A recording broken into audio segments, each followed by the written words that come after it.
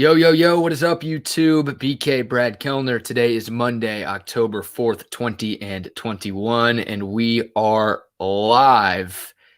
No baseball tonight. The regular season came to an end yesterday. The postseason starts tomorrow, and there's also a random weather delay in Monday Night Football.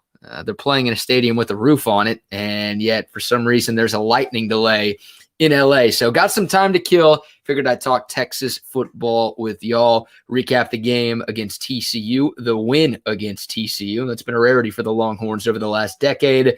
We'll also start to preview, of course, this weekend's matchup against the hated Oklahoma Sooners. But we are live, so if you guys have any comments, any questions, whatever's on y'all's mind, hit me up in the live chat. I'll try to get to just about everything tonight.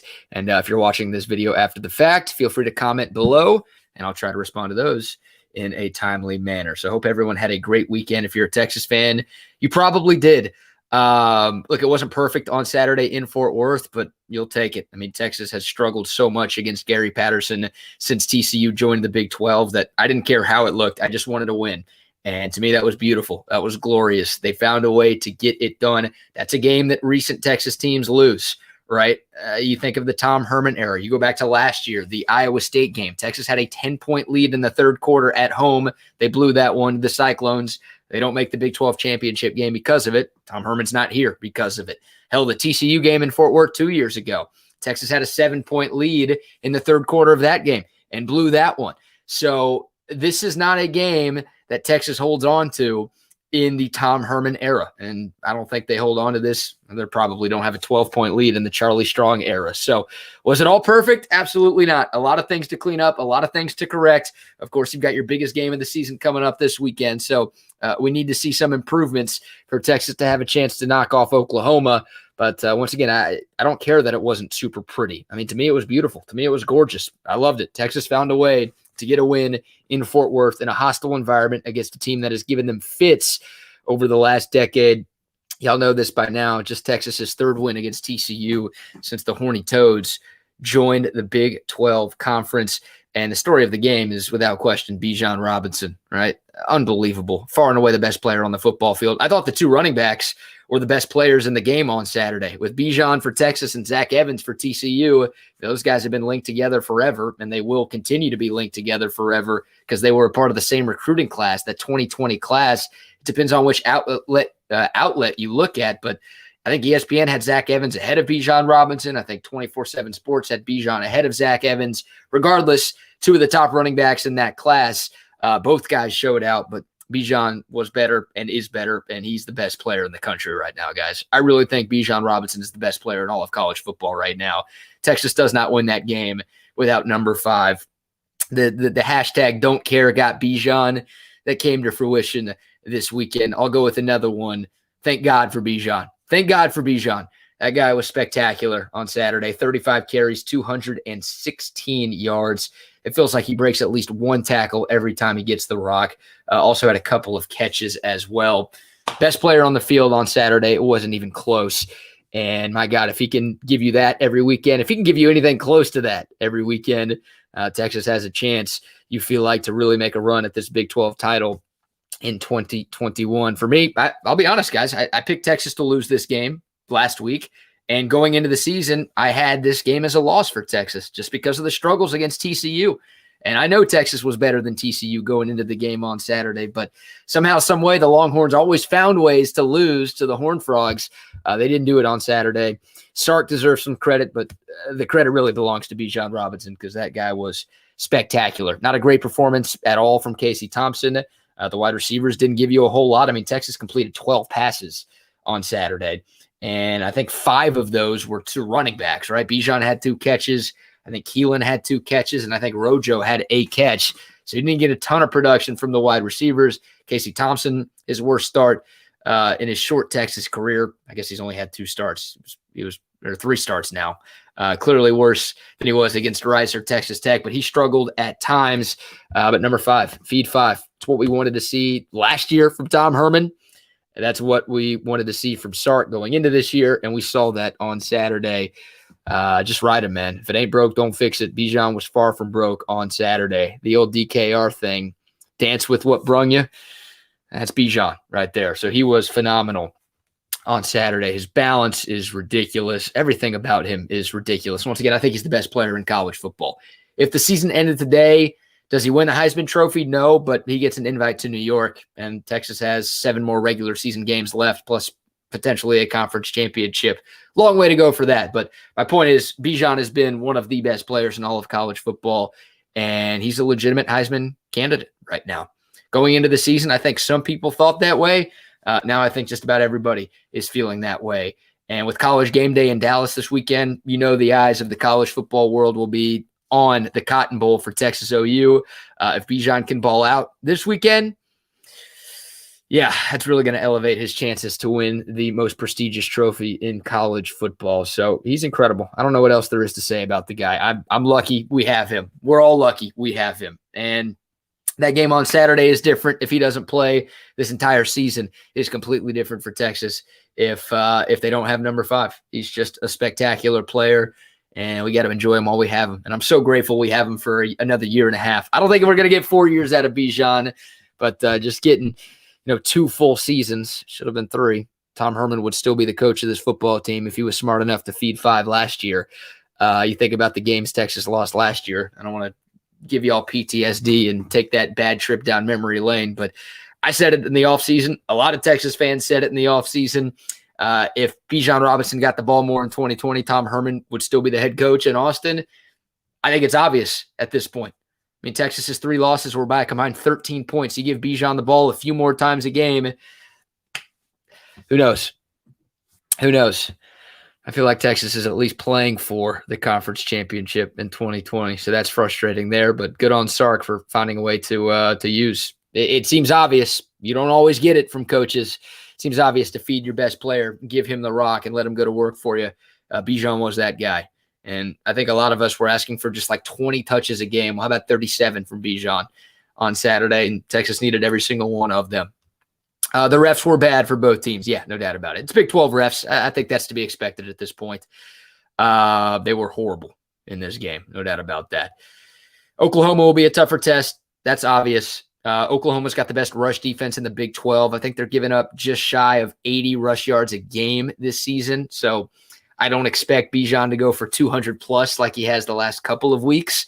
Oklahoma's defense overall, a big step up over Texas Tech. And look, we think Gary Patterson defenses are always good, and I'm sure TCU's will be fine. And they did some good things on Saturday against the Horns, but they've struggled this year. Who did they play last week? SMU. SMU ran for 350 plus against TCU. Like, it's not that vaunted Gary Patterson defense that we're used to seeing. Oklahoma's defense is way better this year than TCU's and way better than Texas Tech. So this will be a tough test for this Texas offensive line going up against one of the better defensive lines in college football, and just 2 great minds with Sark on Texas's sideline and Alex Grinch, who's done a pretty phenomenal job at Oklahoma over his couple of years there. It'll be a good matchup of wits between Sark and Alex Grinch. Oklahoma's strength this year has been its defense. The offense stepped up. They had a good performance. Spencer Rattler, his best game against an FBS opponent this year. Really impressive win for Oklahoma at K-State, right? I mean, K-State has kind of been the TCU for Oklahoma. I know Texas has had some struggles against K-State, but lately the purple kryptonite for UT has shifted from Manhattan to Fort Worth. K-State has given Oklahoma fits. They had beaten Oklahoma in each of the last 2 years.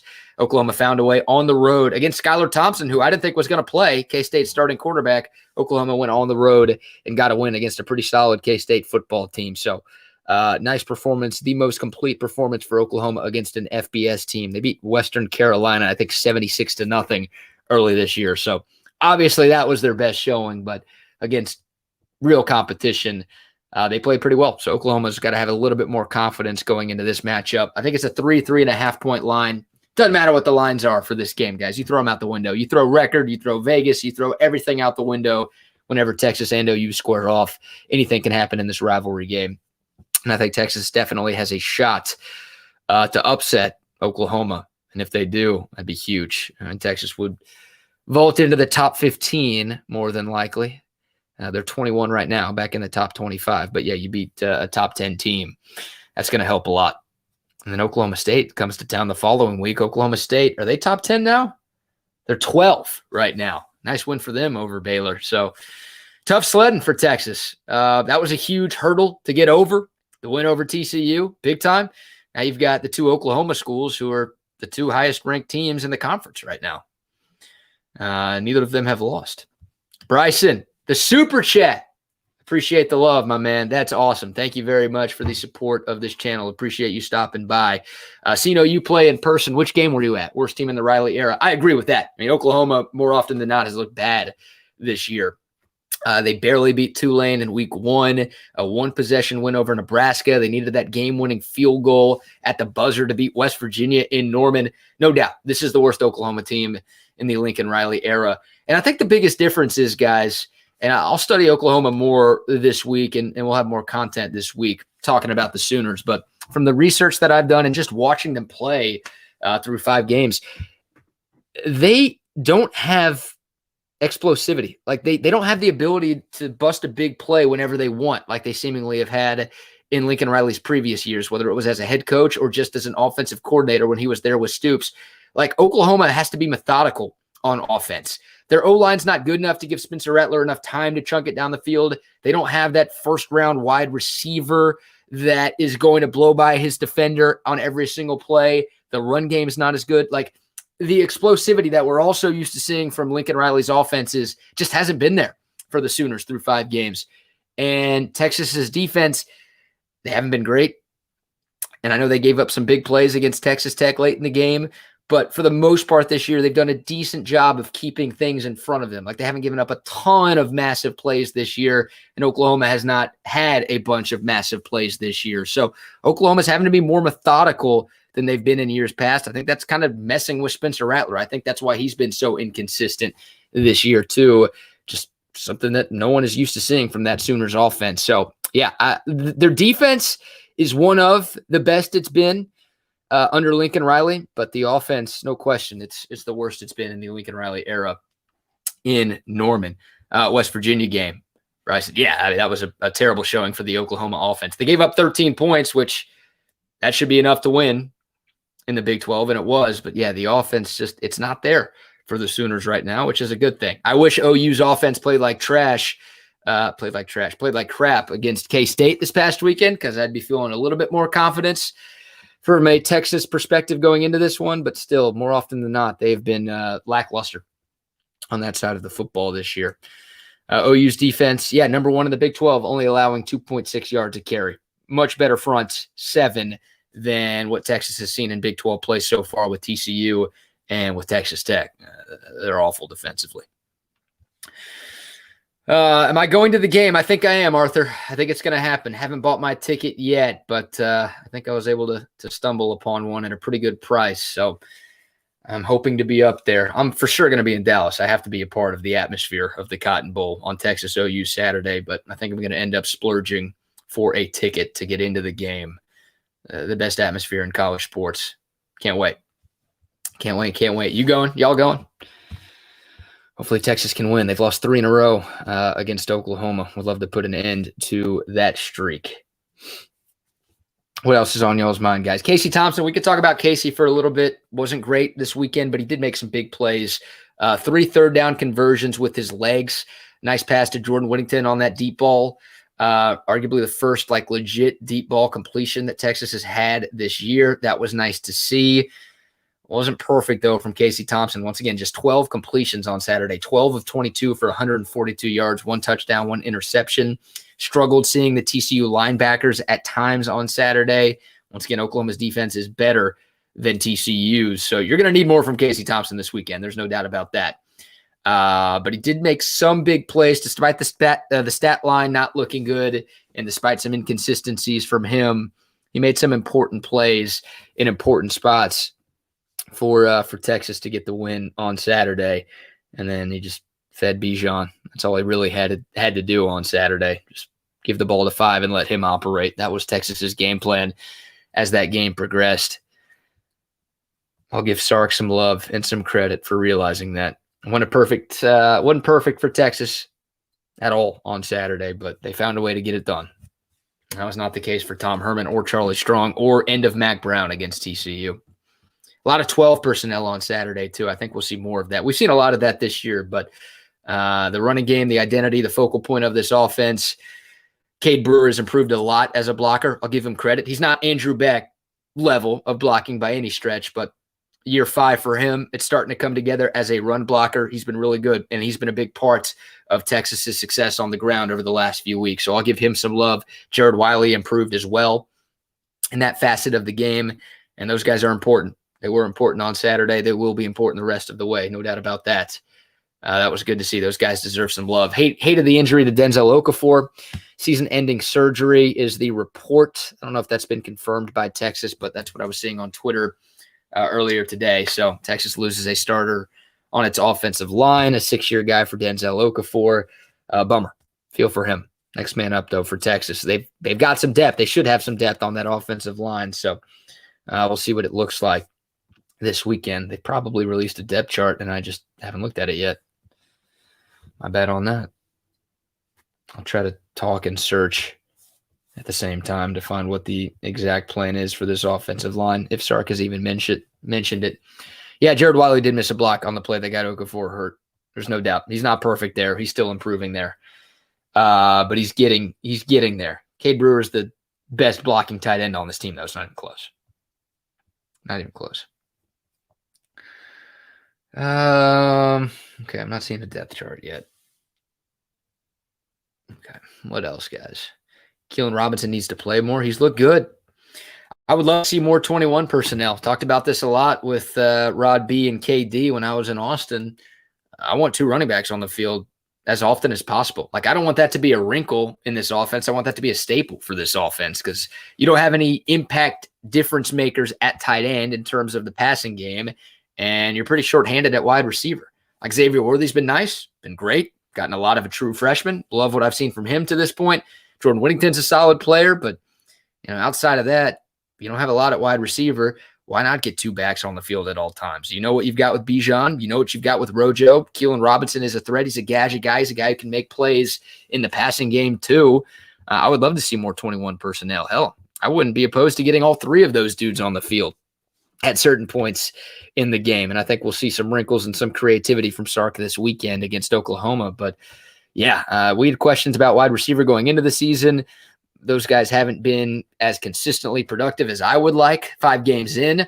The running backs, that's your deepest position group on offense. Hell, on the entire football team. That's your most talented and deepest position group you have. Don't limit yourself to just one. We've seen way more 21 personnel this year than we saw last year, so I'll give Sark some credit for that. But once again, I wouldn't mind seeing more of that at all from the Steve Sarkisian offense. Feel better about the backs than I do the wide receivers. Defensively, guys, what'd y'all think from Texas on defense? They did force 3 turnovers. A couple of those were kind of TCU forcing them themselves. A lot of self-inflicted wounds for the Horned Frogs. You don't usually see that from Gary Patterson teams against Texas. It was nice to see them actually screw up a little bit against the Longhorns. Zach Evans looked great. Talked about him earlier. Bijan, far and away the best player on the field on Saturday. Zach Evans, number 2. He was really good. TCU's got something special with that young man.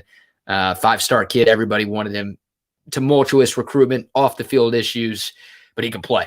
There's no doubt about that. He had some very impressive blitz pickups too. The ABC commentators were raving about it, and rightfully so. He was really good. He looks like a pretty complete back for TCU.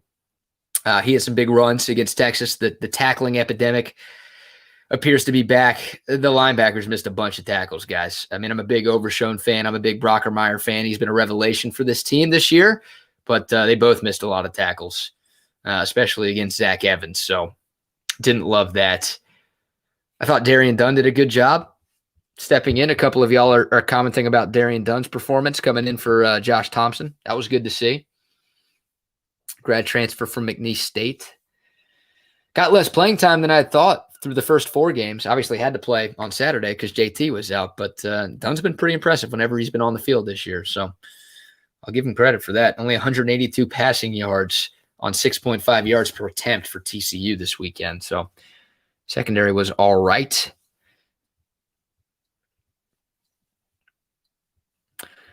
This weekend, but Spencer Rattler is a step up for Max Duggan.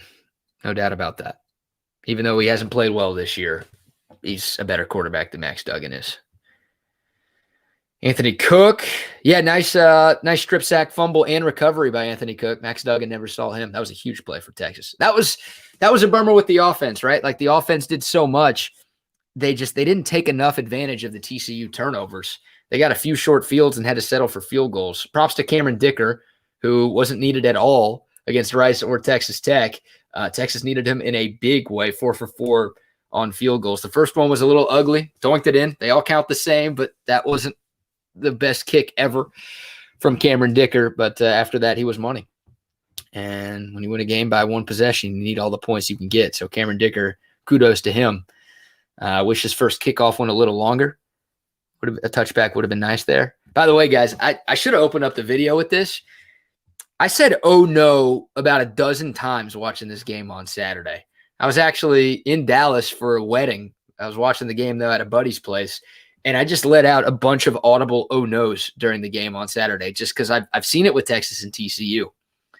And my first oh no happened after the first play of the game, right? When J.D. Spielman had that 90-something yard kickoff return and TCU has a 1st and goal on his first offensive play. I'm like, oh no, here it is already. We're already done. We're already screwed. We're going to lose to TCU again.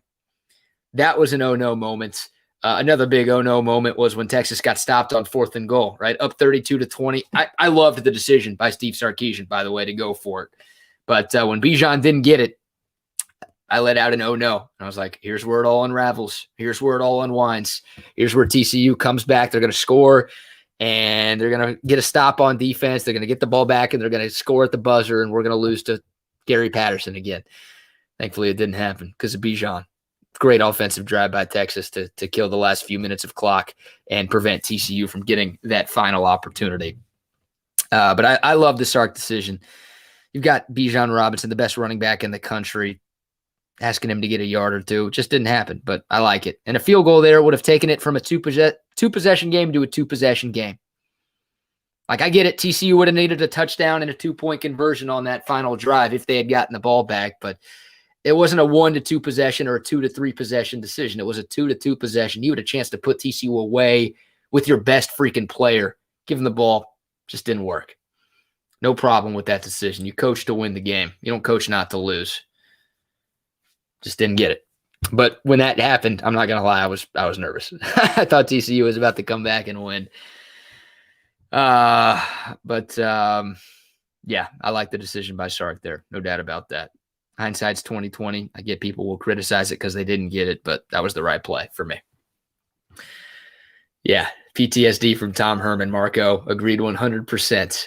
Plenty of oh no moments in this game on Saturday. That's a game Texas loses with Tom Herman, guys. It really is. Sark hasn't been perfect through his first 5 games. I'm not going to defend every decision he's made. I'm not going to defend every decision he's made on Saturday. But Texas loses that game under the last coaching staff. So good to see them get a win. That was a big test. That was an early test, right? I mean, Texas, they failed their first road game. They lost miserably to Arkansas. One of my early tests for Steve Sarkisian was, how do they respond to adversity? Well, they crushed Rice 58-0, largest margin of victory since 2005. Then they put up a 70-piece against Texas Tech. Good response to that adversity. And then my next question was, TCU. How do they play against TCU? Team that's been a thorn in the side for Texas for a decade. How do they fare? Well, they got to win. Wasn't perfect. They won. That's all that matters. This team's not making it to the playoff this year. I'd be happy to eat my words and be wrong there. I guess technically they still have a chance because they've only lost once. But the goal for this team is to win the Big 12. And to do that, you've got to get to Arlington. All that matters is the win-loss record. Ain't no style points to get to your conference title game. Just find a way to get a win. And they did on Saturday. Road win, hostile environment. They got it done. A lot of horns down from TCU fans. They even had like a bunch of dudes in the front row with like horns down painted across their chest. I feel like we're going to see that more this year than we have in years past. We always see it, but we're going to see it more with the SEC news than we've seen in the past, no question. All right, what else, guys? What else is on y'all's mind? I think the football game has started. But I'll chill with y'all for a little bit. I could probably turn the TV on in my room to see what's going on. But bizarre lightning delay in a stadium with a roof. I can't quite figure that out. How about those Aggies? Oh, man. So I was at a wedding on Saturday night. Okay, I feel like that might have been grammatically correct. I was at a wedding Saturday night, and I was watching the Aggie game on my phone with a couple of A&M buddies, and I had a good time. Not going to lie. Had a good time. A&M unranked.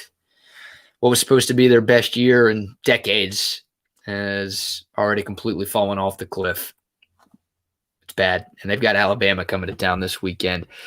That was supposed to be a top 10 matchup. That was supposed to be where College Game Day was going to be this weekend, and A&M looks terrible. I mean, Zach Calzada is not it. The O-line's not good. Jimbo's play calling has been a joke. It's fun to watch as a Texas fan, but huge disappointment for A&M, no doubt about that. Losing to Mississippi State. Mike Leach owns the Aggies, always has. I guess always will. I think he was 7-3 against A&M when he was at Texas Tech. He's now 4-2 at Kyle Field, so it doesn't matter where they play. Mike Leach has had A&M's number, and he did again on Saturday. Good performance by Will Rogers, the Mississippi State quarterback. Yeah, it's a bad loss for A&M. And the Arkansas loss looks worse for Texas too, but for A&M because of what Georgia did to them this past weekend. I mean, Georgia and Alabama are in a league of their own right now. I wish I could have a hotter take than that. I feel like everybody has that take. And I'm not advocating for the BCS ever, but this right now feels like one of those years where you know who the two best teams are, and they could almost play for the national championship right now. Feels like one of those two is going to win it all. They've been really, really impressive. Beat down for Alabama against Ole Miss and a beat down for Georgia against Arkansas. 37-0, a shutout. Bryson, again, another super chat. You're the first super chatter in the history of this channel, Bryson. I feel like I got to send you something. Appreciate the love, man. Saturday, we see that we're going to win the Big 12. Look, the conference is wide open, guys. It really is. Iowa State's already lost twice. Oklahoma does not look like Oklahoma. I know Oklahoma State's undefeated, but they still have Spencer Sanders, who tried to give that game to Baylor. That guy will still turn the ball over at least a couple of times every Saturday. I don't think they're unbeatable by any stretch. Good defense, but I'm still not bought into Mike Gundy's crew. Baylor, TCU, Texas Tech, Kansas State, I don't know, West Virginia. I don't think any of those teams are going to win the conference this year. So Texas has a shot, guys. They really do. Even though it's year one of the coach, even though they lost more production than any other team in this conference from last year to this, they definitely have a shot because this league is wide open. I don't think Texas is all that good. And in a normal Big 12 year, I don't know if Texas is winning this conference, but this year it definitely feels winnable. And if they get a win on Saturday, hell yeah, you'd feel good about this team's chances. No question. It's the biggest game of the year. So just find a win against Oklahoma. By the way, Arch Manning coming to town. A couple of y'all have asked about him. He's visiting Austin next weekend. So you'd love to do that off of momentum after a win against Oklahoma. That'd be incredible. And then Oklahoma State, ranked number 12 in the country, coming to town. That could be a top 15 matchup in your house. Should be a raucous crowd. We'd love to beat Oklahoma for a million reasons, but that'd be pretty cool. With Arch Manning coming to town next weekend, that would just create more hype, more buzz around that game. Who does OSU have this week? Nobody. Shoot. I didn't know that. Oklahoma State has 2 weeks to prepare for Texas. That's unfortunate. Don't love that. So they'll be a top 12 team. Hell, they could be a top 10 team by just not playing. If a couple of teams ahead of them lose, Oklahoma State will be a top 10 team. Coming into Austin next weekend. How are we feeling about this weekend, guys? Where y'all at with Texas and OU? You confident? This is the lowest the line has been in a number of years. I think Texas has been a double-digit dog in each of the last 6 matchups against Oklahoma, if I'm not mistaken. Regular season matchups for sure. I can't remember what they were. I know they were dogs in the conference title game in 18. I can't remember what the line was, but the line's only 3.5 right now. Sports fan with the super sticker. Salute. Thank you very much, sports fan. Love that name. Is that God-given? I like that. Thank you for the support of this channel. Guys, please subscribe to this channel if you haven't yet. Tap that notification bell too, so you're always informed whenever I release new content. And like this video too, if you'd be so kind. Appreciate y'all very, very much. Hopefully I'm going to run into y'all, some of y'all, this Saturday in Dallas. I'm definitely going to stop by the Horn tailgate / pregame show this weekend. So if you're there, if you're at the fair, whether you're going to the game or not, stop by. Would love to say hi to y'all. It's been a minute, man. Been a minute, but appreciate you guys sticking by me and continuing to support what I've got going on down here in H-Town. But yeah, hoping to run into at least a few of you guys this weekend and get a few birds flipped to me by Oklahoma fans. That's the best part of this, man. We'll see a bunch of horns down on Saturday, but more flipped birds at the state fair this weekend than any weekend anywhere in the entire world. That should be the OU football hand sign, or just the OU fan hand sign. It's just the middle finger. You've got 4-year-olds giving you the bird. You've got 84-year-olds flipping you off. It's amazing. That is the hand signal for this rivalry. So great. Full house once again at the Cotton Bowl too. Last year was so weird for so many different reasons, but the best atmosphere in college football is back this weekend, and I cannot wait. And game day is going to be there too. Kind of a surprise, but I'll take it. You've got a top 5 matchup with Iowa and Penn State. I know Iowa had game day at one of their games earlier, but it was at Iowa State in Ames, so I thought they'd go with that top 10 matchup, that top 5 matchup, but I'll take it. I'll take game day being in Dallas. No problem at all. Wonder who the guest picker will be. It's a home game for Texas. I wonder if that impacts their decision for ESPN, who they choose. The last blowout. Yeah, every game since 2014, every regular season game between Texas and Oklahoma has been a one-possession game. So expect an amazing contest on Saturday, guys. Should be fun. Always is between these two teams. Well, I'll be at the game with Trey. Trey and I are not sitting together. He actually called me earlier. Always good catching up with Trey Elling III. But no, we'll both be going to the game, but we're not going to be sitting together. But yeah, I think he's going to stop by the Horn tailgate too. I assume he still works for them. I think he's going to be there. His role in the Texas OU pregame show was always just to go get fried food and bring it to the table so we can try it on air. Most important job, if you ask me. Green Valley 6. Can you answer why is Jet Bush still getting playing time? Feels like a Tom Herman move. Yeah, I don't know if I can answer that, Green Valley 6. I'm not quite sure. Feel like Jet Bush has been exposed time and time again, and I feel like he was caught on camera screwing up a couple of times in the TCU game this past weekend. So I don't know. I feel like you've got enough depth there to not need Jet Bush, and he's not getting a lot of snaps. He's not playing a bunch, but when he's out there, you notice him, and that's not a good thing. That's not what you want. So PK loves to rotate guys in and out. In the Big 12, I feel like you have to. But yeah, Jet Bush has not been great for this football team. Great story, but it's just not there. It's just not there. Oh yeah, Trey and I were on TV last time game day was at the Cotton Bowl. I forgot about that. Good call. Longhorn 1016. All right, what do I need to hit? I feel like I'm forgetting something, guys. What have we not talked about? Y'all have any questions, any comments? We'll do more Oklahoma preview videos as the week goes along. OU now a 3-point favorite, by the way. It opened at 3.5. The line's already down to 3, so early money coming in on the good guys. Love that.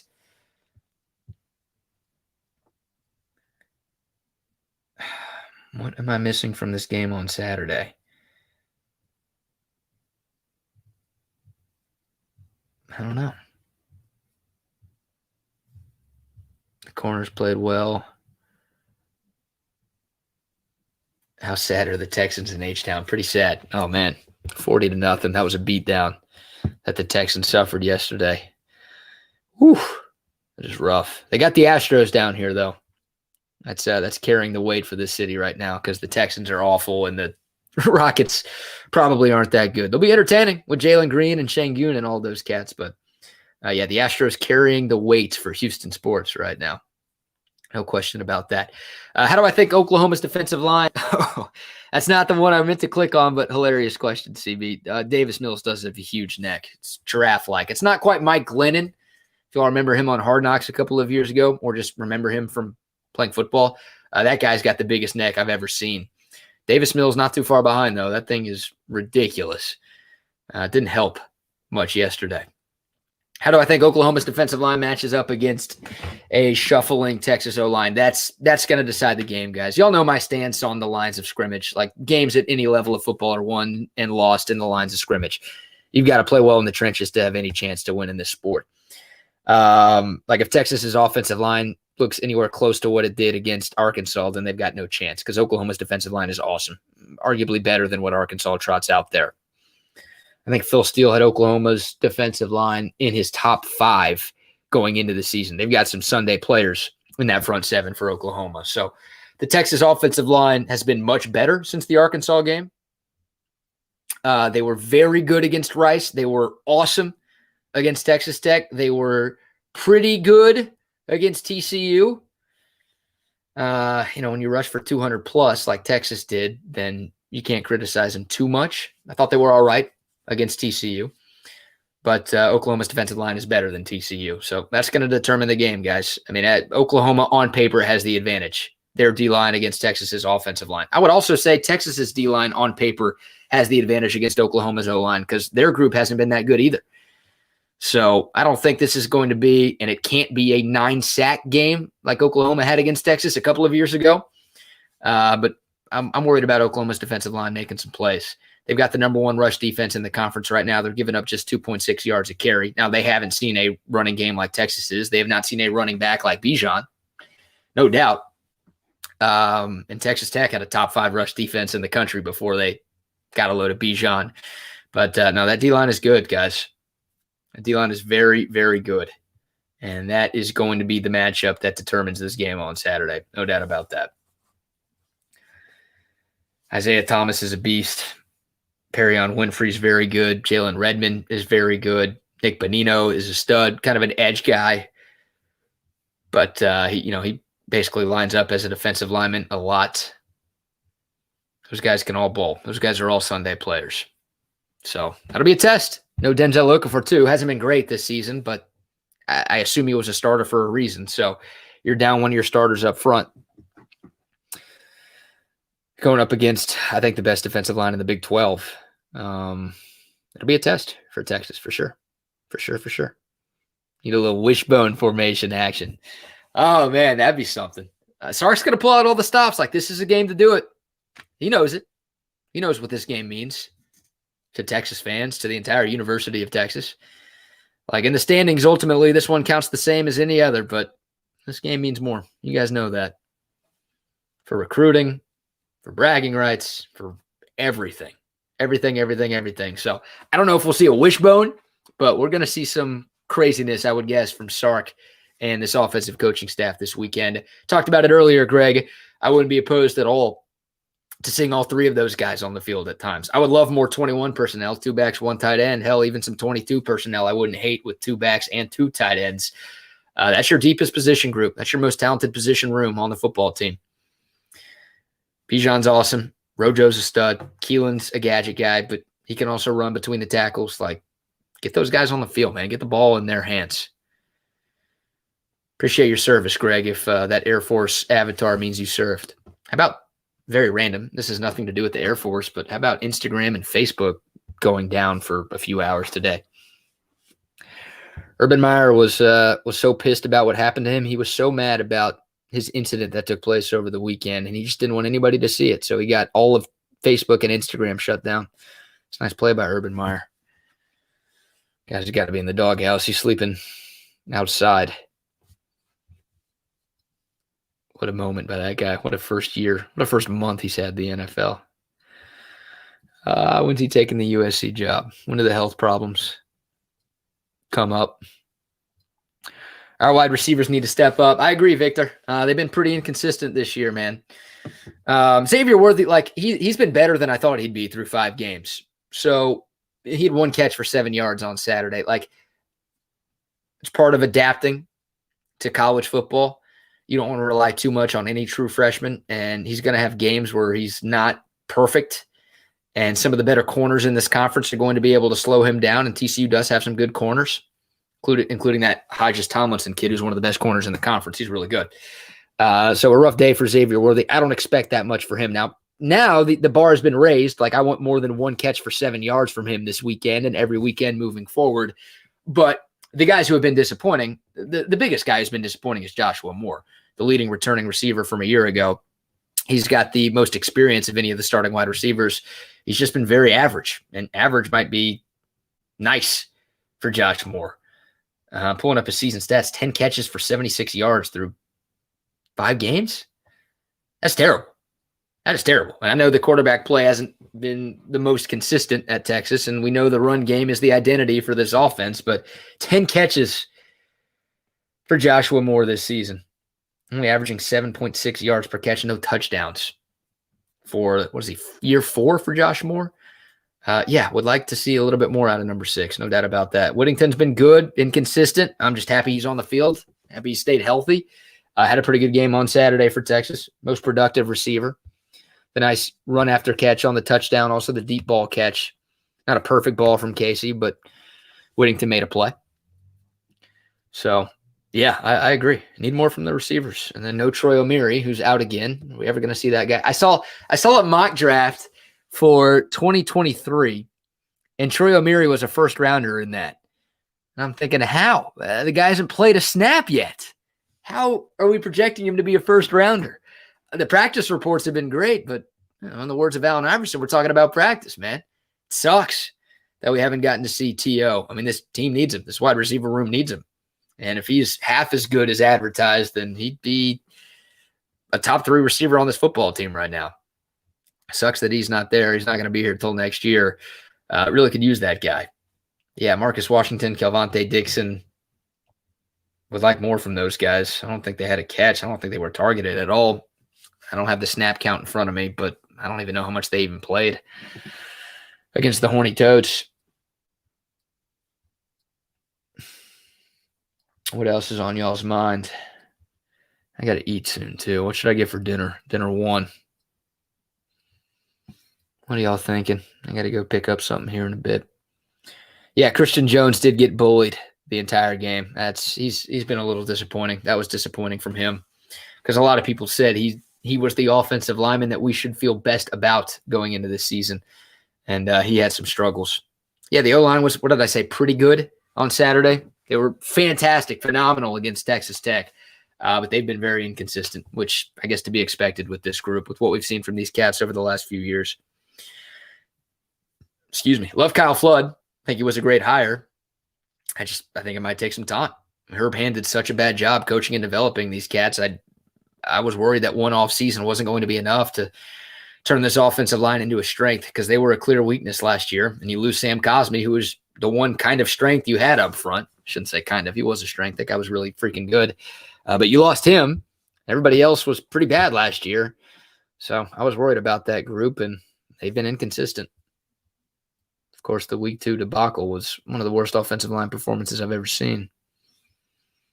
That was just some of the worst anything I've ever seen from Texas. Spam call right now. I get 10 of those a day, guys. It's ridiculous. Does anyone know how to get rid of those spam calls?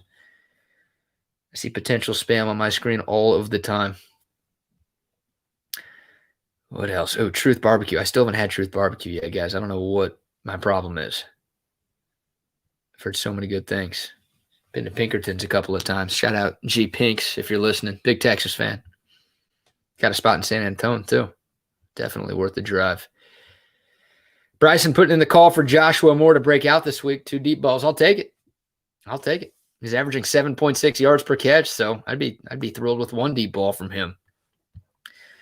But, yeah, Oklahoma's defense has been pretty good, guys. Pretty good.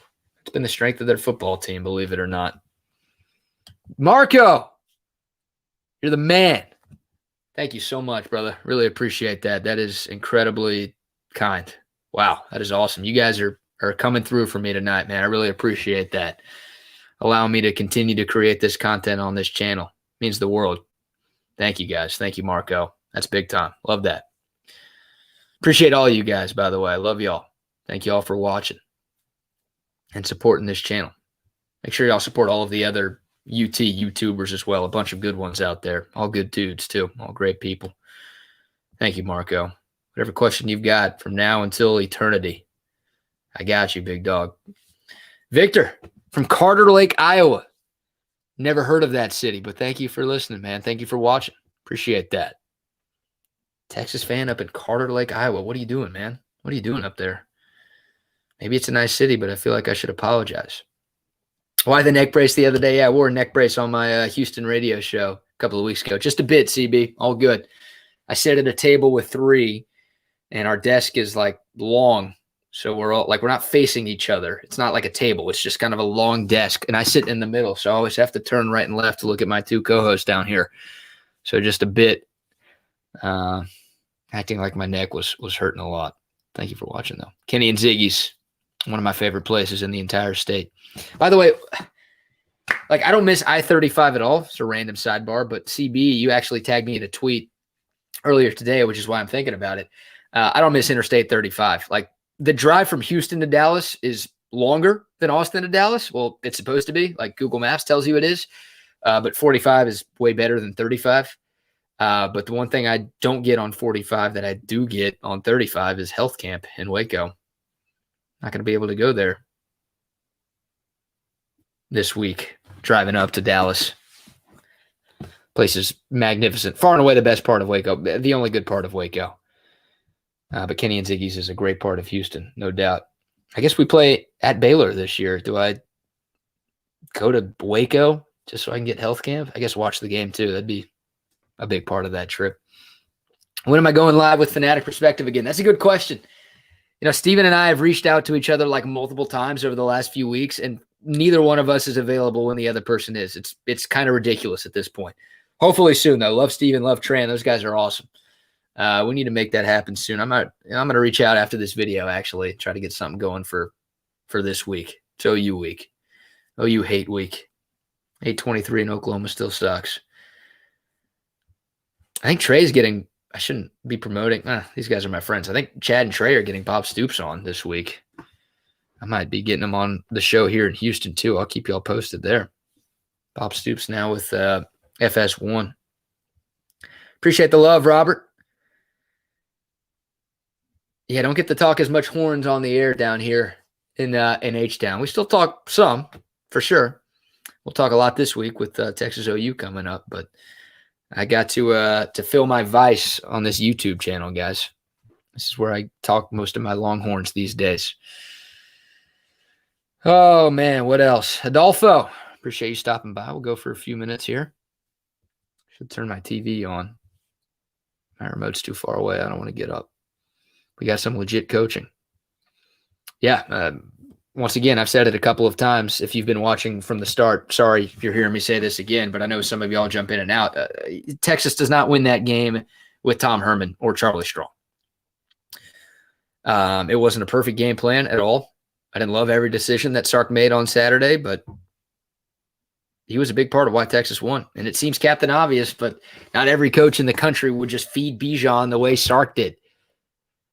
And I'll give him credit for that. I loved the 4th and goal decision. I know some Texas fans didn't like it. They only didn't like it because it didn't work.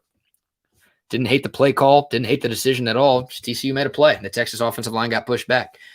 But you've got 1 yard to get with Bijan Robinson. You take that chance every time.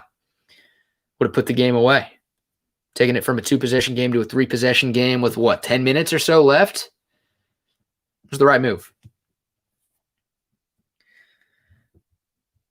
Renfro just lit up a fake punt attempt. Nice. Hunter Renfro still making plays. Why does it look like I'm in a bathroom? Not in a bathroom. The house I'm staying at in H-Town, this is actually my room. It's kind of cool. It's a pretty big bedroom. These are just curtains, not shower curtains, just window curtains. I did do some broadcasts from my bathroom back in Austin when I was doing the work from home watch party at the start of quarantine, where I would go back and rewatch old Texas football, basketball, and baseball games and kind of give live commentary while doing it. I was actually broadcasting from my bathroom there. 2-bedroom apartment. I don't want to bother my roommate. And that's where the Wi-Fi was best, actually. That was 2 apartments ago. Actually did work from the bathroom there. That was pretty funny. You could see the shower curtain in the background. Not in the bathroom this time. See the 2 candles behind me. One of them's a Guy Fieri. One of them's a Chris Beard. Getting closer to basketball season. Of course, it's football season, and I'm excited about Texas football, and we're not having to turn the page to basketball. But damn, I'm pumped for basketball too. Not taking a dump right now. It's funny. Man, Marco. Yeah, I mean, I gave a couple of examples earlier, like the Iowa State game last year. Texas had a 10-point lead in the third quarter at home, and they blew it. And we remember Turtle Tom against Iowa State the previous year. The TCU game in 2019, right? Last time these two teams played in Fort Worth, Texas had a 7-point lead in the third quarter of that game. Couldn't hold on. Tom Herman finds a way to lose this game, guys. I hate to say it. Sark found a way to get it done. I mean, Bijan is the real reason Texas won. Don't get it twisted. They don't win this game without him. But it's weird. I mean, the Texas offense hasn't been perfect, guys. This is the first time since Colt McCoy where Texas might have the better offense than Oklahoma. Like, statistically speaking, Texas's offense has been better than OU's this year. I give OU the edge at quarterback. I know Rattler hasn't been great, and I know Thompson's been pretty good. Spencer Rattler right now, I think, is the better quarterback of the two, but Texas's running game is way better. Texas's offensive line, it's struggled, but I think it's been more consistent than Oklahoma's offensive line. It's the first time since probably 2009 where Texas has the better offense on paper going into Oklahoma. And it's mano-a-mano. It's strength on strength. Texas's league-leading rush offense going up against Oklahoma's Big 12 leading rush defense. That's going to be huge.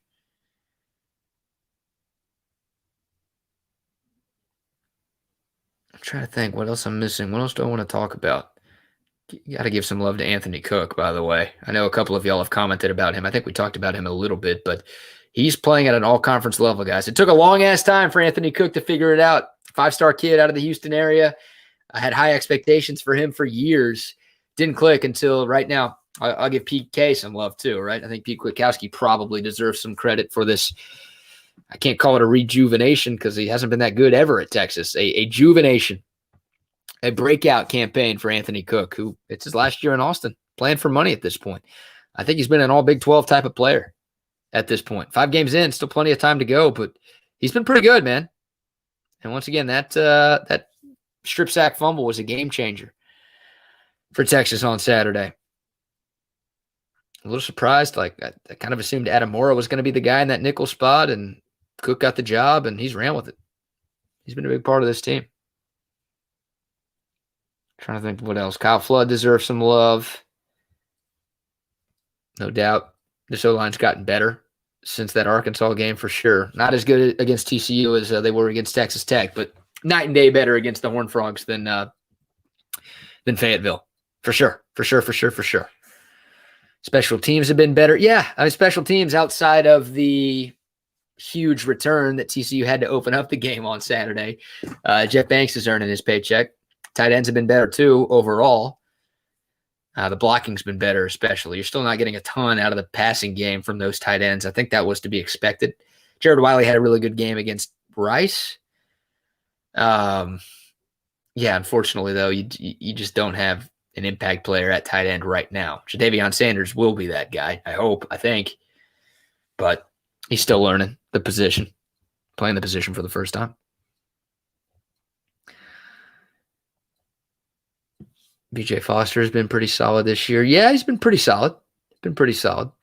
Haven't been super thrilled with the safeties at all times this year. Missed tackles still an issue. Missed tackles are an issue everywhere. But the Arkansas game, that's more than 20 missed tackles. I think Rod Babers had calculated it, and Texas had more missed tackles in that game than I think any game in the last 5 years, which seems crazy to think about considering how many missed tackles Texas has had over the last half decade. Takeaways have been nice, no doubt about it, Longhorn. This defense isn't great right now. They're just not. But the takeaways can overcome that. And they had 3 of them on Saturday, all game-changing plays. I wish the Texas offense did more with those takeaways, had to settle for field goals instead of touchdowns. Could have put the game early on with 7 instead of 3. But the takeaways were good. A couple of them kind of TCU's fault. At least one of them TCU's fault. The wide receiver reverse where the guy just dropped the ball. Now, Texas had snuffed that play out pretty good. So I'll give Texas credit for that because that would have been a loss of, I think, 5 or 6, if not more, had the fumble not have occurred. But, yeah, guy just dropped the ball. You take it. Takeaways, the great equalizer.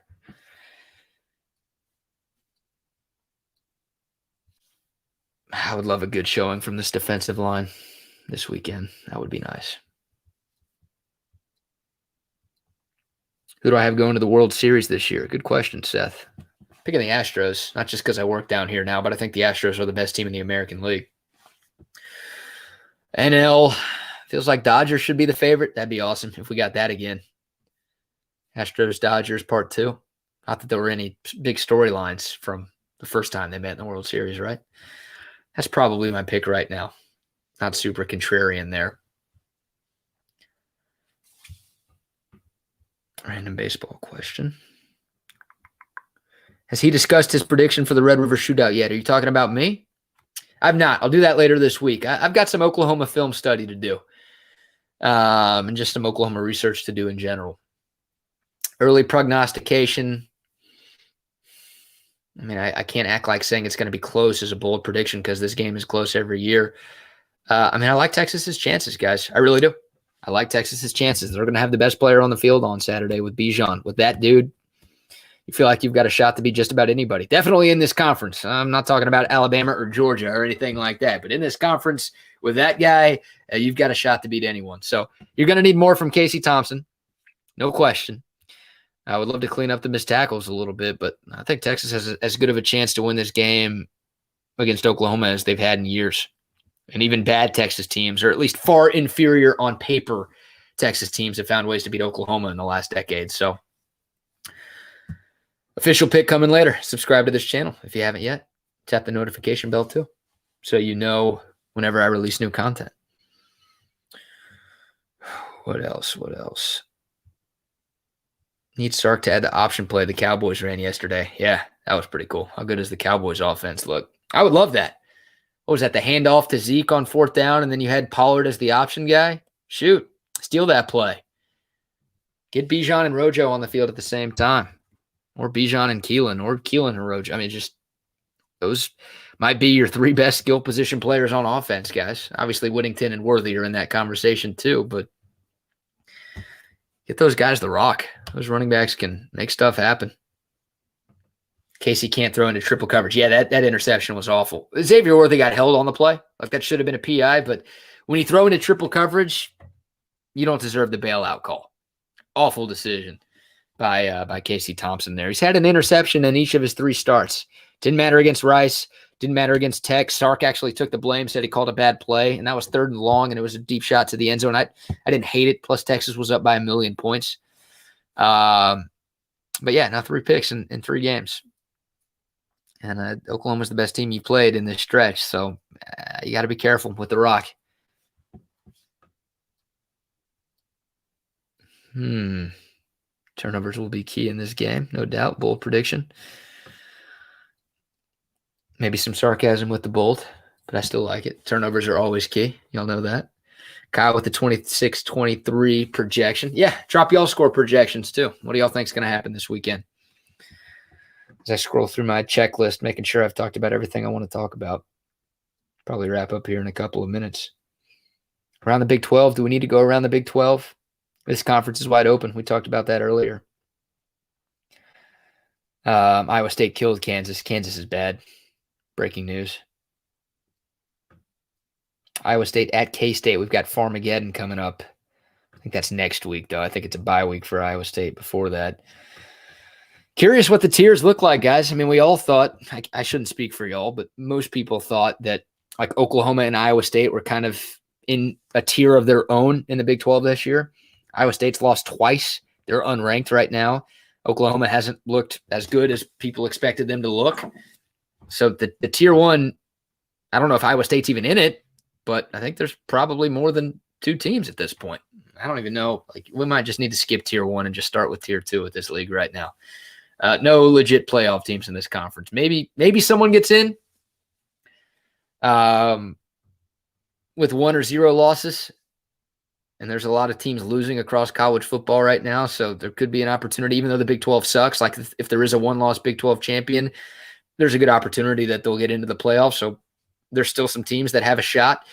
But if they do get to the playoff and have to play Bama or Georgia, there's not a team in the league who can hang with the best teams in college football right now. Oklahoma State is undefeated. Yeah, it was a nice win for them against Baylor. I picked Baylor to win that football game. Spencer Sanders tried to help Baylor win that football game, but Oklahoma State's defense is salty, guys. Salty. Texas has to deal with that next weekend, and Oklahoma State's coming off a bye. Don't love that at all. Obviously, we're not focused on Oklahoma State yet, but they look good. They've been one of the more impressive teams in the Big 12, without question. Number 12 in the country. Barely beat Boise State, barely beat Tulsa, barely beat Missouri State in the non-con. At Boise State's an impressive win. They pitched a second-half shutout against Bachmeier and company. Boise State's not that good this year, but still, that's a nice win on the blue turf, the Smurf turf. But yeah, like going into conference play, not a lot of buzz surrounding the Pokes. They knocked off K-State relatively convincingly. Spencer Sanders looked awesome in that game. And then they beat an undefeated Baylor team, a ranked Baylor team last weekend. So they've got to be in the hat too. In the ring. Throw their hat in the ring. I think that's the expression. I'm hungry. I haven't eaten yet. I don't know what I'm saying. If Texas beats Oklahoma, who's ranked number 6, is there a chance Texas, who's still ranked high? Yeah, I guess. They shouldn't be, right? If Texas beats OU and both teams have one loss, then Texas should probably be ranked ahead of OU. But if this game is close, like Texas's loss was a freaking beatdown, and if Texas wins off of, let's say, another Dicker the Kicker game winner, then I don't know. I mean, right now there's 15 spots separating the two teams, so probably not, honestly. Long-winded answer, Kyle.